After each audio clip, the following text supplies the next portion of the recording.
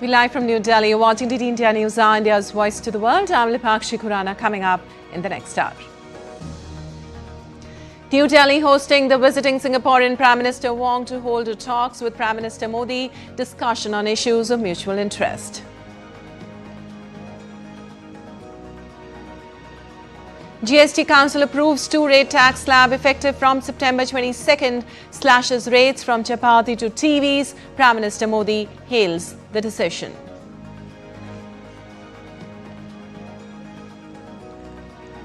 Ahead of Ukraine coalition meeting, Zelensky pushes allies for more pressure on Russia, while Putin willing to fight. Trump plans to hold talks. In Nigeria, at least 60 people killed, several missing after boat carrying over 100 capsizes in north-central Niger state. And in the Asia Cup, India takes on Malaysia and the second Super 4 match on Thursday. India played out a 2-2 draw against defending champions Korea in the opening game.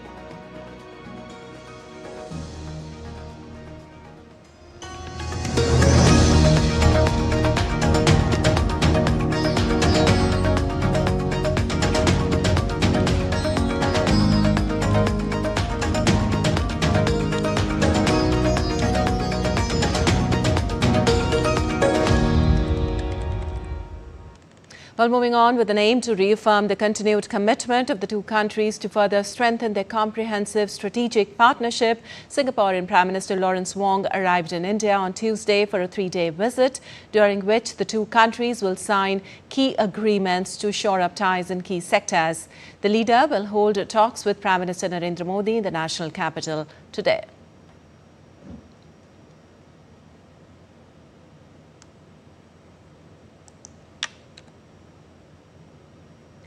On Wednesday, the visiting Prime Minister Wong also paid tributes to Mahatma Gandhi at Rajghat. Singaporean Prime Minister's India visit coincides with the 60th anniversary of India-Singapore diplomatic relations, reaffirms the continued commitment of both countries to further strengthen partnership between the two nations.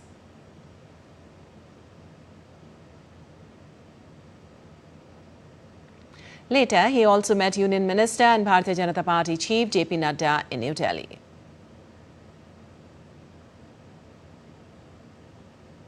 And the 56th GST Council meeting, chaired by Union Finance Minister Nirmala Sitharaman on Wednesday, gave its nod to a two-tier rate structure of 5% and 18%, with the new structure set to be implemented from September 22nd. At a presser, Finance Minister Nirmala Sitharaman said that the main drivers of the economy, that is farmers and agriculture, health, were the focus of the decision of the Council. Common man and middle class items mein, there is a complete reduction. Reduction from 18 or from 12 to 5%. I list out those items, all of whom have come to 5% from either 18 or from 12. Common man items such as hair oil, toilet soap, bars, shampoos, toothbrushes, toothpaste, bicycles, tableware, kitchenware and other household articles have all come to 5, whether they were in 18 or whether they were in 12. Similarly, reduction of GST from 5% to nil. 5 से 0 में जाने वाले items indicate कर रहा हूँ.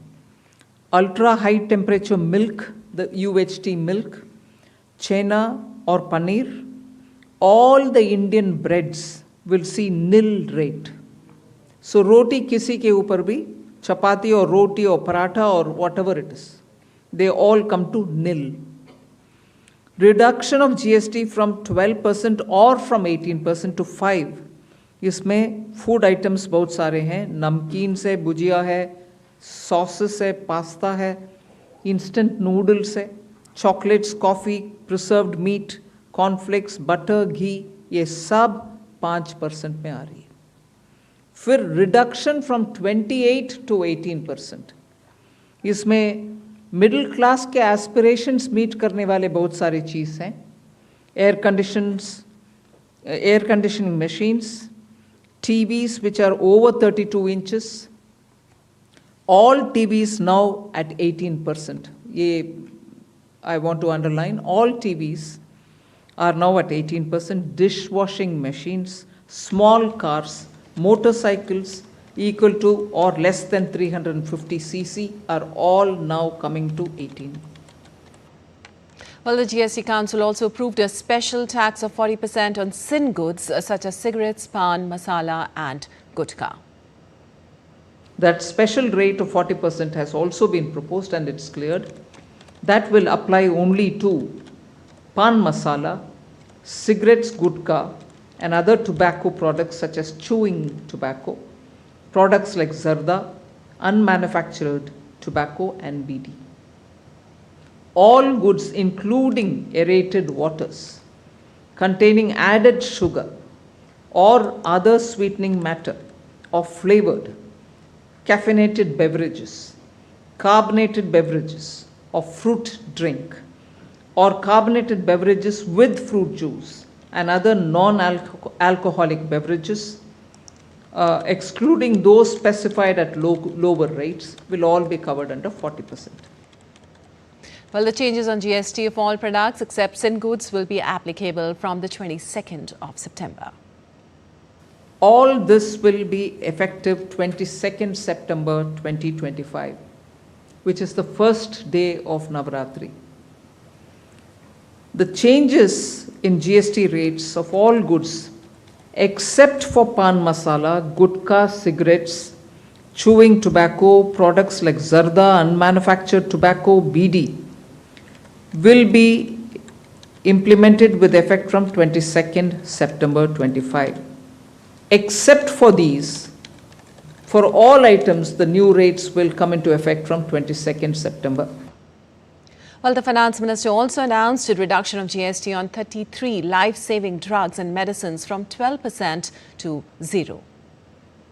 Health-related items, 33 life-saving drugs and medicines, and they all come down from 12 to 0.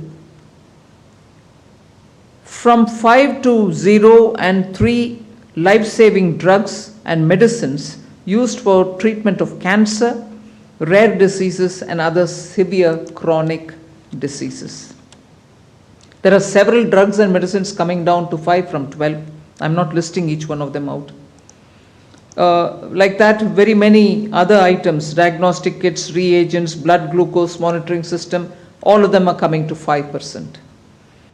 Well, Finance Minister Nirmala Sitharaman announced that insurance services, which currently attract 18% GST, will now be fully exempt. Exemption of GST on all individual life insurance policies, whether term life, ULIP or endowment policies, and reinsurance thereof, to make insurance affordable for common man and increase the insurance coverage in the country. Exemption of GST on all individual health insurance policies, including family floater policies and policies for senior citizens, and reinsurance thereof to make insurance affordable for the common man and increase the insurance coverage in the country. Well, Prime Minister Narendra Modi said that the GST Council has given its nod to sweeping reforms in the indirect tax regime, calling it a next-generation step to ease the burden on citizens and boost economic growth.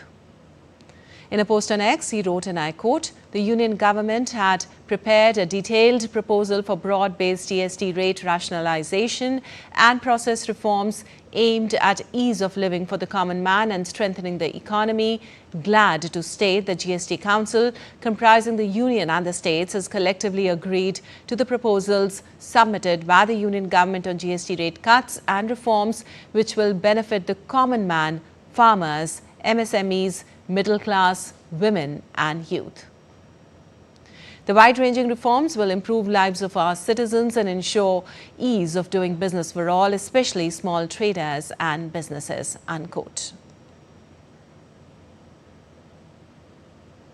And industry leaders have welcomed the next generation GST reforms, saying that the simplification of the next tax setup will help in ease of doing business. Let's listen in. I congratulate the government for this much timed, very well thought of and much needed financial stimulus that the government has given to the domestic industry. Turbulent times are going on, and the American exports have been directly hit with the heavy tariffs.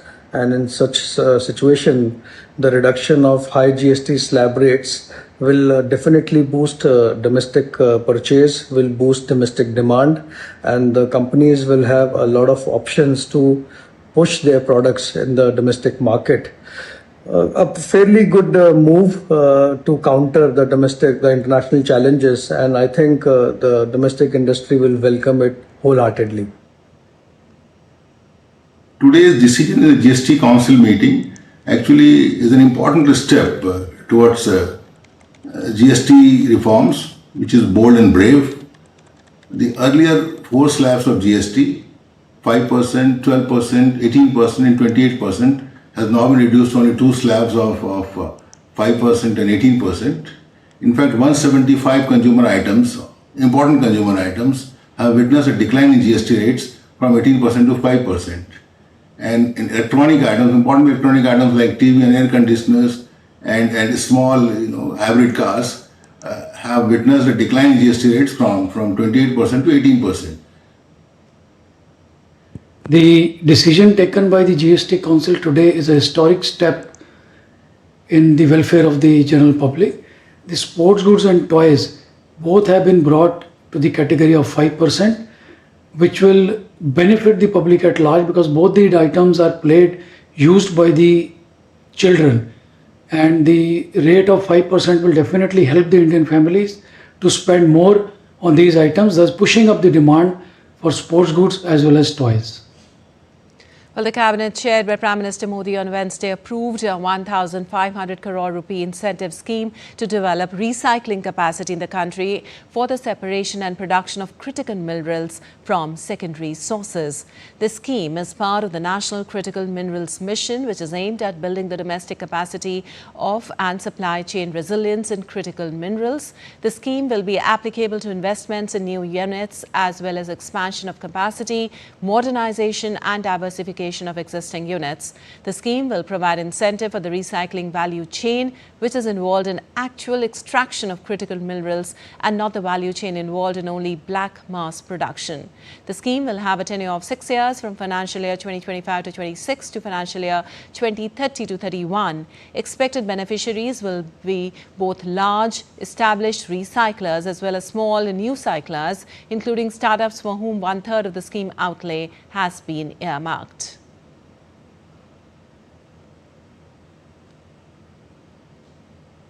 And Prime Minister Narendra Modi said that Cabinet's decision on critical mineral recycling will boost capacities to recycle battery waste. Prime Minister wrote on X, and I quote, "This decision by the Union Cabinet pertaining to an incentive scheme to promote critical mineral recycling will boost capacities to recycle battery waste and e-waste, promote investment and encourage job creation," unquote.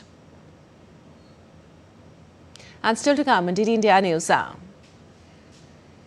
US judge reverses Trump administration's cuts of billions of dollars to Harvard University. European leaders post condolences after Lisbon funicular railway crash.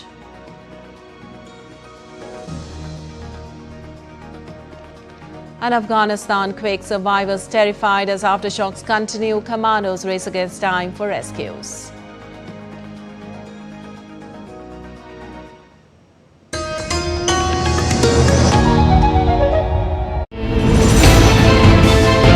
Geopolitics and trade deals. Economic challenges amid development. Hard work and the path to prosperity. It's the economy. Always. Between walkers, money is what money does and says. Supply creates its own demand. Between the bulls' pulls and bears tears. When supply chains globalization and India rises to the podium.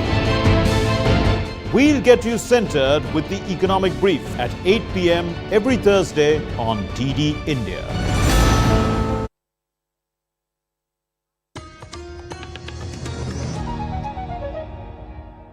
Welcome back, and moving on to more. The French President Emmanuel Macron will co-chair with the Prime Minister of United Kingdom Keir Starmer the Coalition of the Willing meeting in hybrid format on Thursday in Paris.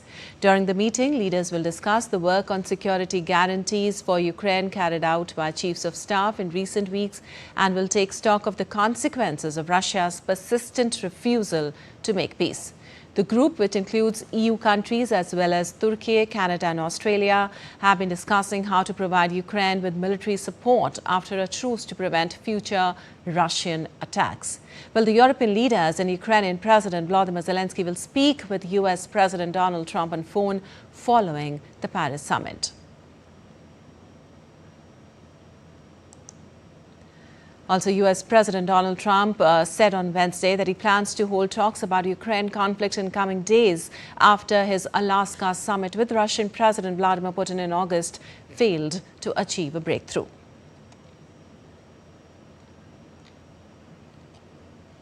Meanwhile, French President Emmanuel Macron said that Europe was ready to offer Ukraine security guarantees as soon as a peace deal was agreed. Talking to media with his Ukrainian counterpart, Zelensky, Macron said security guarantees for Ukraine were ready and will be endorsed on Thursday by the Coalition of the Willing backing Kyiv. Macron was hosting Ukrainian President Volodymyr Zelensky at the Élysée Palace in Paris on the eve of the Paris summit. Sommes prêts, nous, Européens. We are ready as Europeans to offer security guarantees to Ukraine and the Ukrainian people the day a peace deal is signed. This is the commitment we made in Washington. Qui ont été préparés. While speaking on the occasion, Zelensky said the united position of Europe, Ukraine and the United States would help to increase Russia to move towards a diplomatic solution. Поки що ми не бачимо. Unfortunately, we have not received any signals from Russia that it truly wants to end this war. But I am convinced that our union, above all the Union of Europe, the Europe that has been at our side since the beginning of this war, and that this union between Europe and the United States will help us increase pressure on Russia to move towards a diplomatic solution to this complex issue, so important for peace in Ukraine and for achieving a stable peace in Ukraine and in Europe. Well, Russian President Vladimir Putin said on Wednesday that he's open to ending Ukraine conflict through negotiations if common sense prevails, but warned he's prepared to use force if necessary. However, Putin reiterated his firm conditions, including Ukraine dropping NATO ambitions and ceding control over eastern regions like Donbass. While open to meeting Ukrainian President Volodymyr Zelensky in Moscow, he questioned the legitimacy of Zelensky's presidency. Putin made these remarks while addressing a press conference in Beijing. Well, the US president is not without humor. It's clear. We all know this well. I have a good relationship with him. We communicate with each other on a first-name basis. I can tell you, and I hope he will hear this too, as strange as it may seem, but during these 4 days of US-Russia summit in Alaska, during the most diverse negotiations, both informally and formally, no one has ever expressed any negative judgments about the current US administration. Well, Putin also said he's ready to meet with the Ukrainian President Volodymyr Zelensky if Zelensky comes to Moscow. By the way, US President Donald Trump asked me to hold such a meeting. I said this is possible. At the end of the day, if President Zelensky is ready, let him come to Moscow and such a meeting will take place. And India's Akshay Dongre joins us from New Delhi for more on this. Well, Akshay, what can we expect from the Paris summit, especially as it focuses on security guarantees for Ukraine? And with European leaders expected to speak also with the US president after the meeting and Trump also expressing interest in new talks, how might this shape the new phase of diplomacy? Well, it's hard to speculate, Lipakshi, because so much has been happening. You know, it has been like a very wild ride. But at a point in time, nobody would have expected that Donald Trump will become the president. He'll have a meeting with Vladimir Putin. He will scold Zelensky in the Oval Office. So everything that has been happening so far is quite, impulsive behavior that we are seeing from the countries and leaders. However, one region that has maintained a consistent position against, or rather in this war, is the European side that has consistently opposed Russia's, operations in Ukraine and anything that has to do with, Russia forcing any kind of or using any kind of force in Ukraine. So European Union has maintained that. So now that we are seeing a renewed effort to restart talks, what we can expect if Donald Trump also is, interested in the talks, is, first of all, European leaders talking about the kind of diplomacy that the US is trying to do as far as this war is concerned. Because, when the questions are asked that what have you done against Russia, the only consistent answer is secondary tariffs against India, which is not even the largest, buyer of Russian oil. It's China rather. So the kind of diplomacy that even US has been doing is quite I don't know, it doesn't make sense to me personally. But as far as the kind of tariffs are concerned, they have been brutal. They have created a big thaw between US-India relations. Perhaps the only country that the West thought that is an ally that could have countered China in the region. But apparently, with the new dynamics and with Prime Minister visiting China for the SCO summit, there is a lot of anxiety, even in the European countries who have been urging, other nations or rather, especially the US president, to take a closer look or to take a relook at the kind of policies that he has been implementing that has been alienating trusted allies in the region. Back to you. Well, Akshay, President Zelensky has also emphasized the united stance of Europe, Ukraine and the US as a way to increase pressure on Russia. In your view, can this unity actually bring Moscow closer to the serious negotiations? Can you repeat that question, Dipaksha, please? Yeah, so I was saying that President Zelensky has, in fact, emphasized the united stance of Europe, Ukraine and the US as a way to increase pressure on Russia. In your view, can this unity actually bring Moscow closer to serious negotiations? Well, it can just drive it away altogether. There are both the options that are possible because, we have seen that you cannot just show force to a sovereign nation that has the largest stockpile of nuclear weapons, that has allied with the second largest economy. We are talking about China, that is allied with the fourth largest economy, that is India. So you just cannot, think of using force against a country in the world to remain silent. It's not 20th century anymore. It's not, in fact, 19th century anymore. So you have to be diplomatic. Show of force can only at times invite a response of force. So that has been visible so far because, what can you do? The European countries can threaten with military action. Then the Russian side has already mentioned that, any kind of misadventure can lead to a catastrophe for the entire continent. So, we are standing at a very crucial point or rather juncture at this time. And while the European guarantees may drive Kyiv towards negotiation in this entire conflict, but till the time certain demands are met, no kind of guarantee. Those are still confidential, by the way. Nothing has been revealed as far as these guarantees are concerned, whether it's nuclear umbrella, whether it's in fact actual troops on the ground. So that remains to be seen. However, diplomacy and dialogue is the way. India has also been maintaining this consistent stand. That is perhaps what seems to be the only way out from this conflict. All right. Also, Akshay, however, Putin also said that Ukraine war could be ended if common sense prevails and said that he was ready to meet Zelensky if he comes to Moscow. Can we expect something on that? Any thought there? No, not at all. There is no possibility of Zelensky going to Moscow. There is no possibility of Putin going to Kyiv. So it's just perhaps a rhetorical question or a rhetorical statement, we do not know why Putin has said that. But as of now, there is no possibility of that. Absolutely a rhetorical statement out there. Thank you so much, Akshay, for all those details. And scuffles broke between protesters and police in Jerusalem on Wednesday, demanding deal with Hamas to release of all hostages. The demonstration marked a culmination of a day of protest in Jerusalem, where many marched near the Knesset, the Israeli parliament.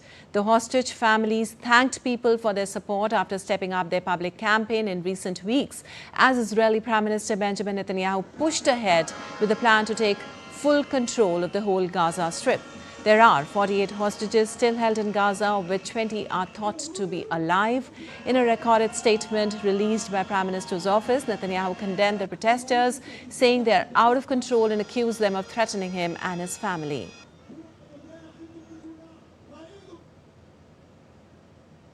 בדמוקרטיה, הפגנה זה דבר לגיטימי. In a democracy, protest is a legitimate thing. But what is happening in the funded, organized political protests against the government, they have crossed every line. They vandalize property, block roads, make millions of citizens miserable, and chase after public officials and their children to kindergartens and schools. They threaten daily to murder me, the Prime Minister, and my family, and they're involved in arson. They said they would surround my house, the Prime Minister's house, with a ring of fire, just like fascist militias. בטבעת של אש. ממש כמו... Well, in a significant victory to the Ivy League school in its battle with the White House, a federal judge in Boston on Wednesday ordered the Trump administration to reverse its cuts of billions of dollars to Harvard University. The judge ruled that Trump's administration unlawfully terminated about $2.2 billion in grants awarded to Harvard University and can no longer cut off research funding to the prestigious Ivy League school.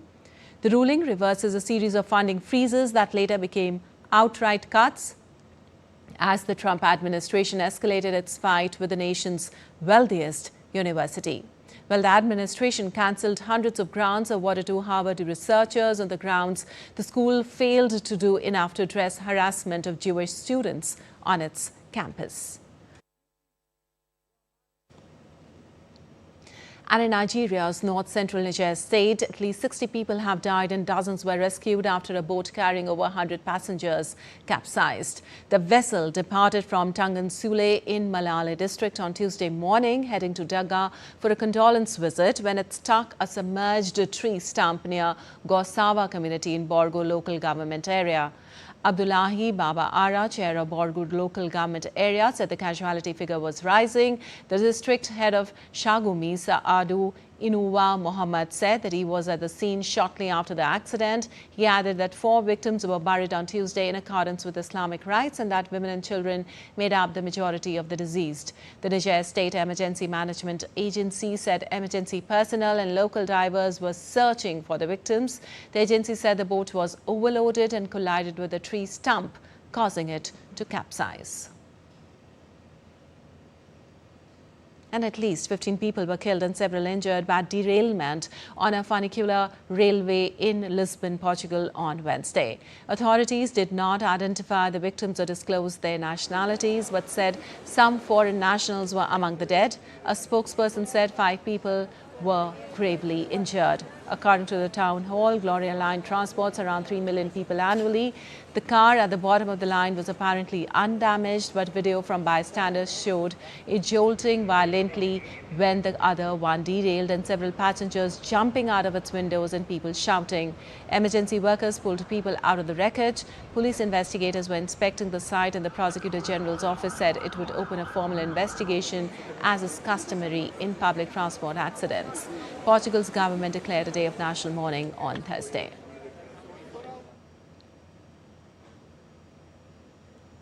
In fact, European leaders took to social media on to express their condolences after the deadly crash in Lisbon's funicular railway car. European Commission President Ursula von der Leyen sent her condolences to the affected families. Portuguese Prime Minister Luis Montenegro expressed condolences for the victims in a statement and said an investigation has been launched to determine the cause of the accident. The mayor of Lisbon, Carlos Moedas, announced 3 days of mourning for the victims of the tragic accident on X. President of Ukraine, Volodymyr Zelensky, and Secretary General of the United Nations, Antonio Guterres, also expressed condolences to Portugal. They conveyed words of support to the families of the deceased and wished a speedy recovery to the injured.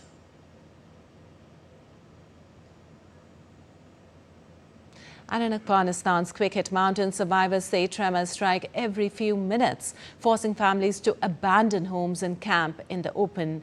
Mobile clinics are treating the injured, but fear and exhaustion are rising as people remain without shelter or safety. More than 1,400 people have died since Sunday's deadly quakes. On Wednesday, Afghan commandos were airdropped into hard-to-reach villages to pull survivors from the rubble.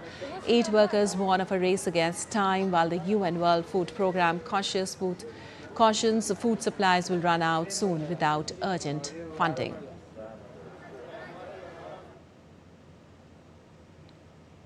And still to come on DD India News Hour. We'll talk about the GST reforms and its impact on the common man with our reporter. And as the monsoon mayhem continues, we'll update you on the weather conditions across the country.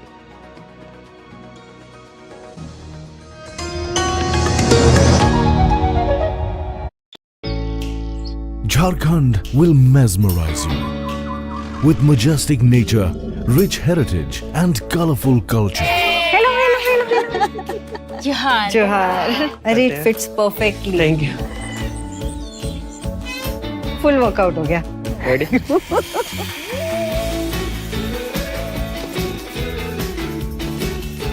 Postcards from Jharkhand on National Geographic.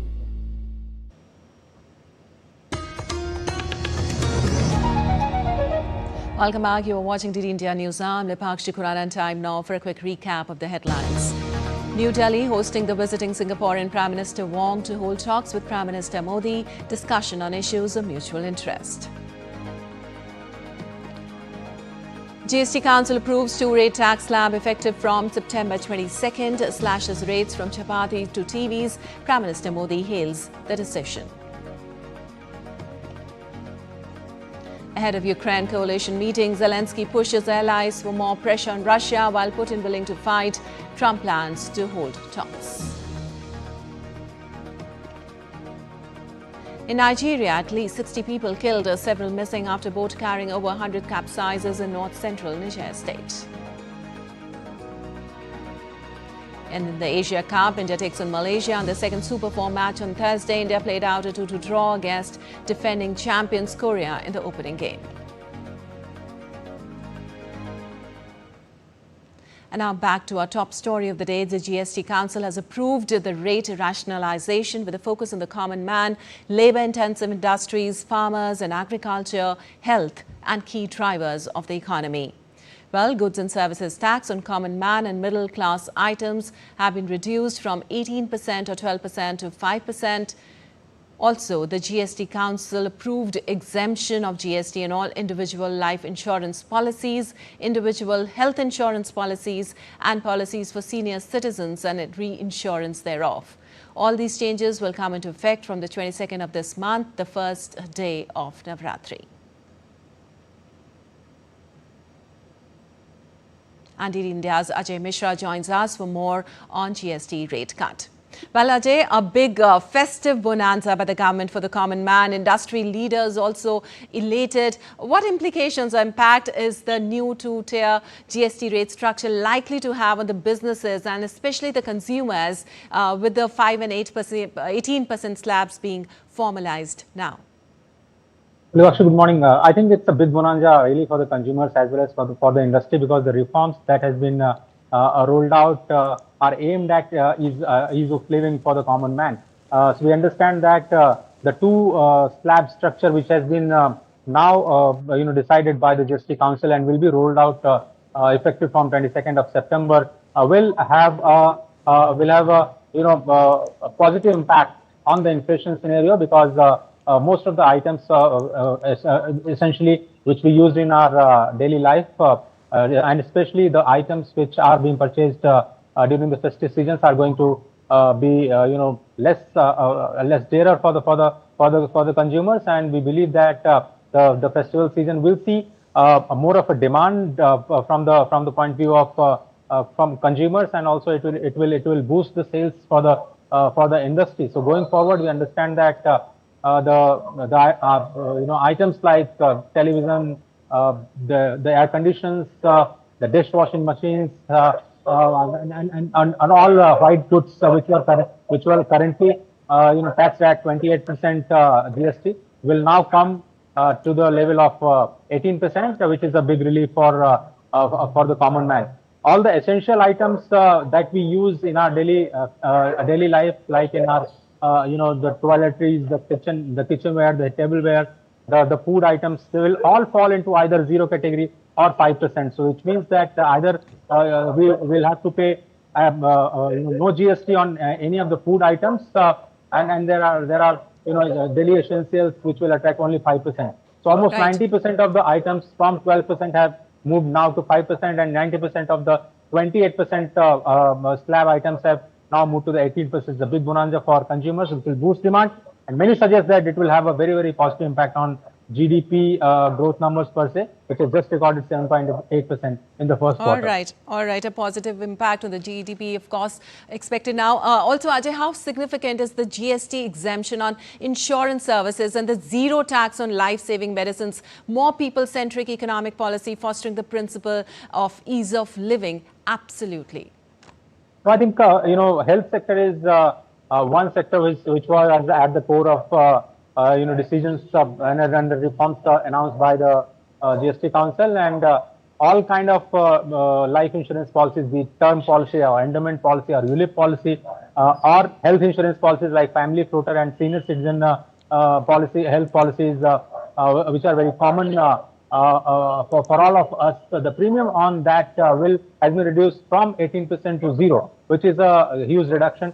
But there will be no ITC benefit, like input tax credit benefit to the insurers, and it will positively impact the financial inclusion and the penetration of insurance products, especially in the rural areas where it was considered that the premiums on some of the products were quite high, and they were deterring people not to buy the insurance. So the general industry sense is that the insurance premiums are going to be lower in the days to come, because the finance ministry has said that all the insurance companies have assured the government that they will pass on the benefits to the common man. Likewise, essential drugs, which is being used for curing cancer and AIDS kind of serious diseases, the GST incidents have also been lowered on those medicines. So the medical bill for the consumers is also likely to get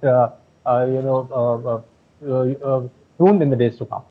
All right. Ajay, also simultaneously, Finance Minister Nirmala Sitharaman, as she said, that the main drivers of the economy, that is farmers, agriculture and health, were the focus of the decision of the council. In fact, with a steep 40% tax on sin goods like cigarettes, gutka and sweetened carbonated drinks, clearly keeping health of the people in mind here too. So while the council have decided to go, to make this GST good and simple tax by introducing two slab structure of 5 and 18, there is a special slab of 40%, which is applicable only for thin goods and also for ultra luxury items. So ultra luxury items, like if you want to purchase airplanes for private use, yachts for private use, any motor bicycle above 350 cc, ultra luxury cars beyond 1500 cc of diesel and 1200 cc of petrol engine will be taxed at 40%. So and also you are right when you say that all the aerated beverages and carbonated and caffeinated beverages have been also put under 40% category, so as to discourage the consumption of these items, and we believe that the thin category where it was being taxed only at 28% will now be at 40%, will have a huge impact on the overall consumption pattern, and it is likely that the people will, because of the tax incidents, are prone not to use it in a manner that they were using it before. There will be an impact on the usage of these sin goods, as they say. All right, Ajay, thank you so much for all those details about the GST reforms. And moving on, India is seeking alternative markets in response to the imposition of tariffs on Indian products in the US. Following a free trade agreement with the UK, a similar agreement with the European Union is anticipated in the coming months. Well, an EU trade delegation is expected to visit India this month for the 13th round of talks. Visiting German Foreign Minister reaffirmed Germany's commitment to finalizing an India-EU FTA at the earliest. DD India's Dheeraj Das has more on this. A free trade agreement with European Union could be expected in coming months as EU's trade delegation is scheduled to visit India this month for the 13th round of negotiations. German Foreign Minister Johann Wedful, who met External Affairs Minister Dr. S. Jaishankar and Commerce and Industry Minister Piyush Goyal in New Delhi on Wednesday, reaffirmed Germany's support to conclude India-EU FTA at the earliest. Germany strongly supports the EU-India Free Trade Agreement, and we hope that this can be speedily negotiated so that it can be concluded before the end of this year, in autumn this year, and hopefully lead to a ratification process. External Affairs Minister Dr. S. Jaishankar appreciated Germany's push for expediting the free trade agreement negotiations with the European Union. It will certainly be insightful for us to hear from you Germany's perspectives on key global and regional issues. We count on your support to deepen our relationship with the European Union and expedite the FTA negotiations. India and Germany have a strong history of multilateral cooperation, which I'm confident will be further advanced through our talks today. Earlier, India's Commerce and Industry Minister Piyush Goyal said FTA negotiations between India and the EU are in an advanced stage as the two sides are making significant progress. We have reached a very advanced stage in our FTA with the European Union. Commerce Secretary, as we speak, is in meetings in Brussels with his counterpart, the DG of EU. Their team is coming down later this week and will be in active negotiation with us. The Minister, Trade Commissioner, Mr. Maros Srkovic, is coming down on 12th of this month, and we are making very active and significant progress. The EU was the largest trading partner of India for goods, with the trade being $137.41 billion in 2023-24. India is EU's 9th largest trading partner, accounting for 2.4% of the total EU's trade. Trade between India and the European Union has grown by around 90% in the past decade. Some 6,000 European companies are present in India. The European Union is one of the world's largest trading blocs, and the FTA is a significant step to strengthen economic ties on both sides. The agreement will reduce trade barriers, enhance market access, and create new opportunities for businesses. Dheeraj Das's report for DD India. And time now for weather updates from parts of India. The Indian Meteorological Department has issued widespread rainfall alerts across the country, poised to continue throughout the end of the week. Northwest India, including Uttarakhand, Rajasthan and Jammu and Kashmir, is expected to receive heavy to very heavy rainfall through September 9th. Gujarat, Saurashtra and Kutch may experience extremely heavy showers from today and will last till September 6th. Central India, especially Madhya Pradesh, Chhattisgarh and Odisha in the east, is also on alert for thunderstorms and intense rains, while northeast states like Assam, Meghalaya and Arunachal Pradesh will see persistent downpours too.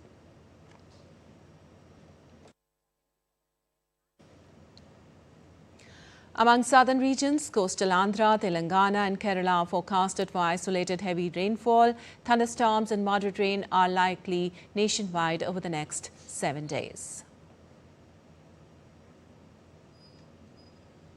Well, most of the districts of Uttarakhand have got some relief from rain from Wednesday. Work is being done at a fast pace to restore basic facilities in Rudraprayag, Bageshwar, Tehri and Chamoli districts most affected by the disaster. Several roads are still blocked due to landslides and debris, and efforts are being made to reopen them. State Chief Minister Pushkar Singh Dhami said that this time the rain has caused a lot of damage in the state. He said that the damage is being assessed in the affected districts. The Meteorological Department has warned of heavy rains in various parts of the state in the coming few days.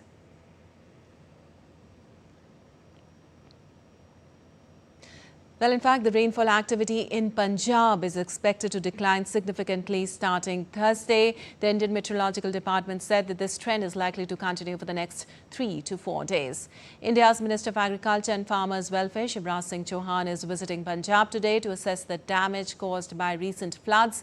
He'll tour the worst affected villages in Amritsar, Gurdaspur and Kapurthala and interact with residents impacted by the disaster.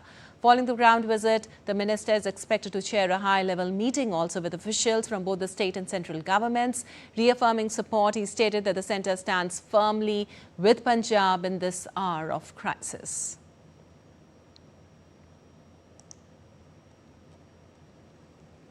And India's Gurmeet Singh joins us from Amritsar for more on the weather situation in Punjab. Well, Gurmeet, with no pause in monsoon fury, how is the situation there right now? IMD says that the situation is going to be a little better from today onwards. How is the situation there? Lipakshi, right now we are reporting from Amritsar and specifically from that area where the Union Agriculture Minister Shivraj Singh Chauhan is scheduled to visit. There is a village called Gonewal where Shivraj Singh Chauhan would come and take stock of situation. After that, he will proceed for Gurdaspur area, and then after that he will proceed for Kapurthala. Now, if I talk about this area specifically, right behind me you can see the fields of the farmers which are fully inundated with the waters, and the same situation prevails everywhere in this area. I would request my VJ to show you the other visuals over there also. There is a railway track which is working as an embankment over there, railway track, and in the fields all crops are devastated because of the waters over here. And this is the plight not only of Amritsar but the suburban nearby districts of Amritsar, that is Gurdaspur. Gurdaspur is one of the worst affected districts of Punjab where about 324 villages are submerged into the flood waters. However, in few areas the water is receding, the flood water is receding, but the situation is quite grim. Now, if we talk about Gurdaspur, 324 villages are submerged into the flood waters, and there is a place called Makoda Patan. There are 7 villages which are again disconnected from the rest of the country because the water is constantly being released from various dams of Punjab due to the incessant rains in the hills, Himachal Pradesh and Jammu and Kashmir, and that's why the water level is not coming down to the extent which is expected by the district administration. Secondly, if we talk about Amritsar, this area is that specific area because 4 to 5 days back we have reported that this area experienced flood waters at the very first instance when embankment got breached from 2 sides over here, and Shivraj Singh Chauhan is visiting the village where the water came at the very first instance in Amritsar. If we talk about Fazilka and Firozpur, both districts are also facing the grim situation at the moment. There is an embankment which is weakened at the moment, and people, army teams and local administration are constantly trying to strengthen the embankment because there are a lot of villages which are already inundated and lot of villages which there is a threat of the flood waters reaching to their villages that loops Raj. So right now the situation is quite challenging for the district administration, and if we talk about the rivers of Punjab, there are 3 main rivers, Ravi, Beas and Satluj. Earlier at the very first instance, the flood waters that have come from these 2 rivers, that is Ravi and Beas, but now Satluj river is also swollen, as well as Ghaggar and Tangri river. Due to that, in Patiala about 55 villages are already inundated, and people in the 63 villages have been told to be on alert and have been urged by the district administration to move to the safer areas. So right now, in totality, if we say the situation is challenging, but the administration army and various authorities are trying to bring the situation under control. So a lot of devastation and destruction, of course, but the army and the NDRF is, of course, doing their best to bring relief to the people out there. Thank you so much for all those details. And moving on, the India Meteorological Department has forecast relief from rainfall in Himachal Pradesh over the next 2 days, allowing rescue and relief operations to gain momentum. The state government has ordered the closure of all schools and colleges until September 7th as a precautionary measure.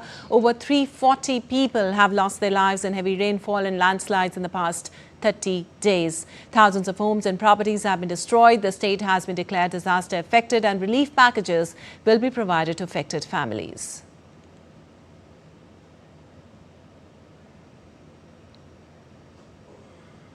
And moving on, a federal jury in San Francisco has ordered Google to pay for $25 million for violating users' privacy. The jury found that Google continued collecting data from millions of users who had turned off the web and app activity tracking feature in their accounts. The class action lawsuit filed in July 2020 accused Google of gathering user data through its partnerships with apps like Uber, Venmo and Meta's Meta.o over an 8-year period, despite users disabling tracking. Google, during the trial, argued that the data collected was non-personal, pseudonymous, and securely stored without linking it to individual accounts. Jurors found that Google was liable on 2 out of 3 privacy violation claims, but said the company did not act with malice.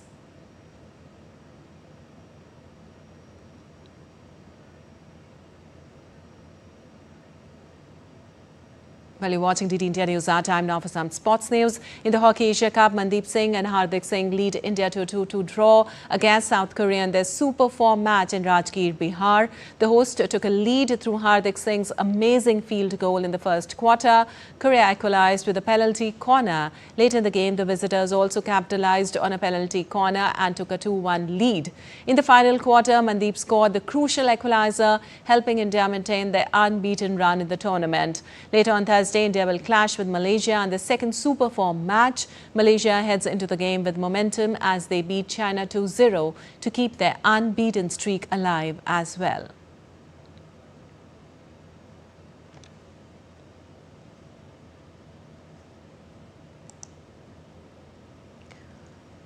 All right, in the Hockey Asia Cup, Mandeep Singh and Hardik Singh have led India to a 2-2 draw against South Korea in the Super 4 match in Rajgir, Bihar. And the host took a lead through Hardik Singh's amazing field goal in the first quarter.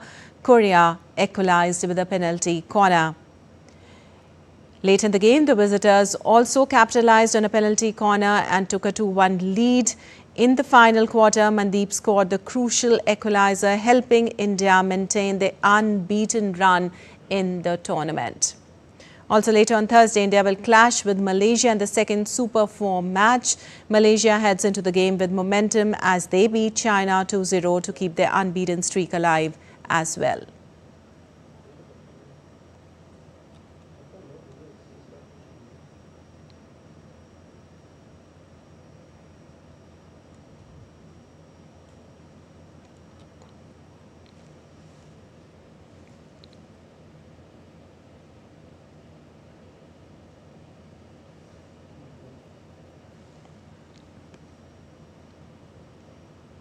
Big achievement for India out there in the Asia Hockey Cup. India and Korea settled for a 2-2 draw and India to face Malaysia in the second Super 4's match today. In fact, earlier Malaysia had beaten China 2-0 in the opening Super 4 games.